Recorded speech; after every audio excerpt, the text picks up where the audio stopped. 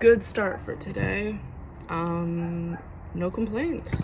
Now I need carving tools because I'm gonna need to carve the inside because my angular glider just will not get in that far, so I'm gonna have to hand carve the inside to make it smooth because I've been drilling with this the whole time for the holes and to like divot this in, but soon to come.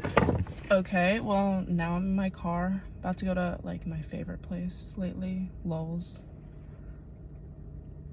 I feel gay saying that, but yeah, I fucking love Lowe's. And I saw that I can get a little drill bit to fill my drill and will make it easier for the wood carving instead of having to use like one of those like cranker ones. Like you got like that metal stick and then like a hammer, and I ain't trying to do that. You're all lazy, low key. So we're going to Lowe's, and I guess let's go. Here's my little Lowe's haul.